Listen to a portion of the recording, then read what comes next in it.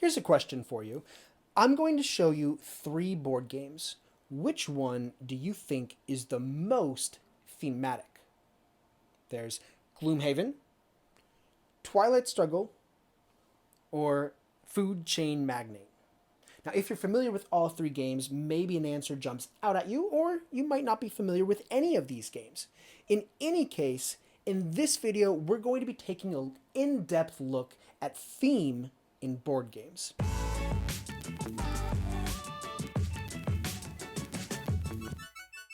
I can actually think of 5 possible definitions for theme.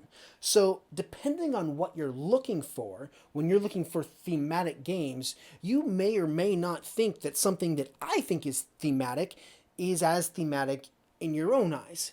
The very first thing we have to understand if we're going to be rating games thematically is what are we talking about when we say theme. Now, the whole reason I rate theme in the first place is because my web app, theperfectboardgame.com, is designed to pair people with board games that they will like best. So to that end, I've rated every game on theme as well as 4 other attributes. And if this is something you want to take a look at, you can take the Perfect Board Game Formula quiz, which, by the way, is free and doesn't even require an email address to participate in. You can just take the quiz and get your results immediately. I will leave links in the description. There are 5 different definitions for theme. The first 2 of these, I would argue, are not truly thematic, so we'll start with those. The first I would label it as a pasted-on theme. These are games where theme is used to justify the mechanics, but done so in a way where it feels like the theme was added to fit the game rather than the other way around. Some examples of this would include Azul, Carcassonne, Dominion, Sagrada, many more. When I'm thinking about playing these games, the thing is, the driver of those games is not the game's theme, but rather it's the game's mechanic. You don't play Sagrada, for example, placing dice and thinking about your objective to make a stained glass window. You're not thinking about stained glass windows at all. You're thinking about dice. Now, the fact that they use the stained glass window theme to color the dice, to motivate a lot of the power cards that are available during the course of the game, make the game more enjoyable, but they aren't driving the game. Now, whenever I'm rating this, I'll usually give more points if I see more analogies to the theme. For example, Sagrada has more done thematically to fit the stained glass window theme than does a game like Splendor. When I'm rating Splendor, which is little more than just taking tokens to buy cards in order to build an engine to buy more tokens and cards, I give a game like that a theme rating of a 1.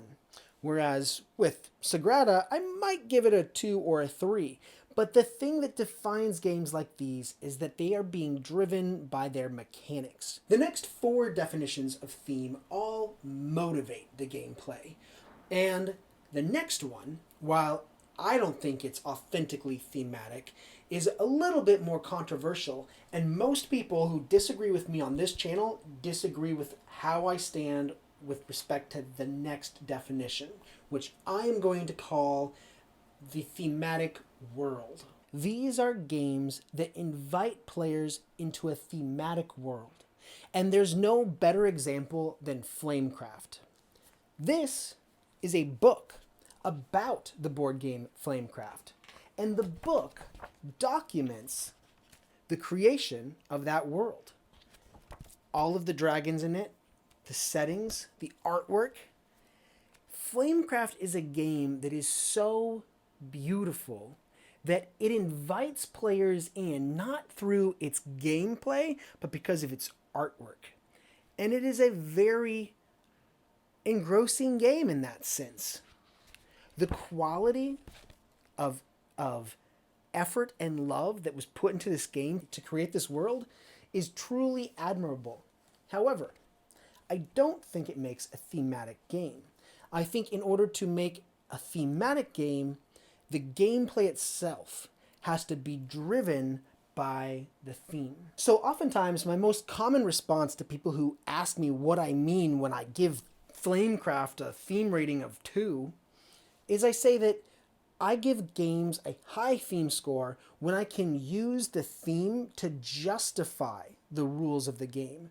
When the gameplay is more intuitive because a player has an understanding of the underlying theme, that is a thematic game. Flamecraft is an example where the gameplay is very much separate from the world. Everdell is another example of such a game, and Wingspan is another example. Those are three of my most controversial videos, but this definition of theme is the reason why we have differing opinions. So those two definitions, I would argue, are not authentically thematic. The next three are. And it happens to be the case that the next three types of thematic games are embodied in the three games that I showed you at the beginning of this video. Let's talk first about the Gloomhaven type games. These are story-driven games. Games that are designed in such a way to have a series of events that makes the game unfold. Examples of these games are Gloomhaven, Star Wars Rebellion, Cloudspire, Legends of Andor. But there's one more thing that all of these games have in common, at least with respect to me. And that is that these are not the kinds of thematic games that I personally pursue playing. All of those games that I've listed, I haven't played a single one.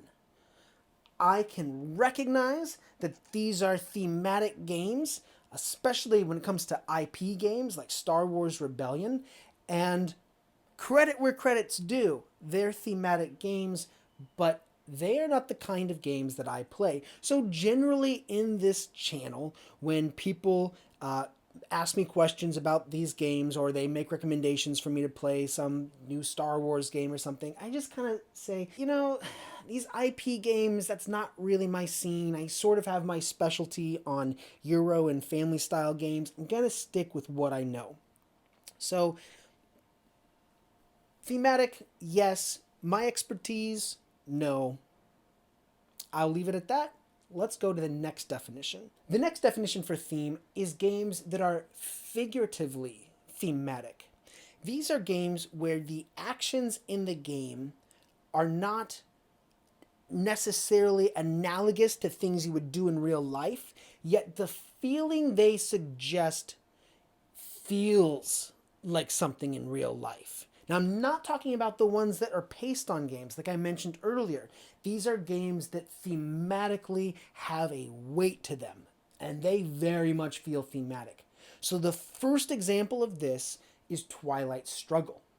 Twilight Struggle is a recreation of the Cold War, and it's a card game.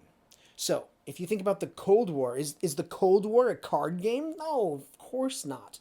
But every card played in Twilight Struggle represents a real event, something that happened during the Cold War, and the way that this game is played is very much a struggle, because you can't play a single card without conceding something to your opponent. So the whole game is about trying to extract the greatest advantage you can from a single card while mitigating the damages you cause yourself by conceding some benefit to your opponent. It's a fantastic game. There is a space race element to the game. There's a world map which players are going to be influencing throughout the game and has a ton of tension embodied in it. And then you've got the constant threat of nuclear war. This game feels very thematic, even though the card is not a literal translation of what the Cold War is about. Another example is the game Imperial, which may very well be my favorite game ever. Now, in Imperial, the mechanic is a rondel, and players are using the rondel to take their turns to move armies around on a map of Europe in order to spread out influence and tax within those governing countries. But the objective of the game is to play as an investor who is buying bonds in whichever country has the greatest wealth at the end of the game. So in this game, players are not the countries, they are simply the investors. And during the course of the game, whoever owns the most bonds in the country controls the country. So while the game is played by countries, it's the players who play the countries as the investment in those countries shifts throughout the games. That means that a person can be controlling Italy for one round, and then in another round, control can be passed over to another player while that player assumes control of France. It's a very dynamic game, but what it really succeeds is doing is, man, does it give you an idea of what's at stake at war when your objective is to make money. This game is all about war profiteering and diplomacy, and it is so intriguing to me how that comes together in a board game, which is why I think this game is so brilliant. I've got one more game in this category, and that's the game Fog of Love. Fog of Love is a game that simulates a relationship, and it does this by presenting both players, it's only a two-player game, with scenarios, and players have to secretly make a choice for what they want the outcome of that scenario to be. Now, the game is designed so that different effects will happen, whether the characters agree, whether they disagree, whether they make one choice or another choice, and this is affecting their own individual character over the course of the game. Now, at the end, a player can win or lose based on whether or not they've satisfied their own personal objective. Because it's a game about relationships, though, sometimes the personal objective can be to stay together or it can be to break up, which means this game could be both cooperative or competitive depending on the player's secret objective. It's a fantastic figurative analogy for a real relationship, the game Fog of Love. So if definition 4 was figuratively thematic, definition 5 is games that are literally thematic. These are games that simulate something in real life, and there are many examples of this as well. However, there is one characteristic of all these games, which is, to the extent at which the simulation is accurate, is the extent at which the game becomes more complex. Some of the games in this category, I'm thinking about war games, are so accurate in their simulation that they are on a plane of complexity that I have never approached. But there are also several games that are accessible to a general audience and are still richly thematic. The first example is the game Food Chain Magnate. This is a cutthroat game. Between all players is a neighborhood, and in this neighborhood there are different houses which represent families. Now, during the course of the game, families can be advertised to in order to develop their appetite for fast food. And at the end of every round, families that have been marketed or the target of marketing will go out and buy food at restaurants. And of course, these restaurants belong to players. So the game is played with players beginning every round placing their corporate hierarchy. Their corporate hierarchy is full of everything from managers to cooks to waitresses to delivery trucks. Everything has to fit within their corporate hierarchy. And then the action round takes place as players go through the roles of all of their cards and execute their card's action. So, for example, a marketing person will do a marketing campaign, and a real estate specialist will help find a new location for a restaurant on the general map. It is a game that has so many roles, and every bit of this game just has a very true analogy to real life cutthroat competitive business. It is an expensive game, though. I'll give you another alternative, the game Stronghold. Stronghold is a two-player asymmetric game where one player represents marauding orcs and monsters, and the other player represents the king of a castle that they're trying to defend.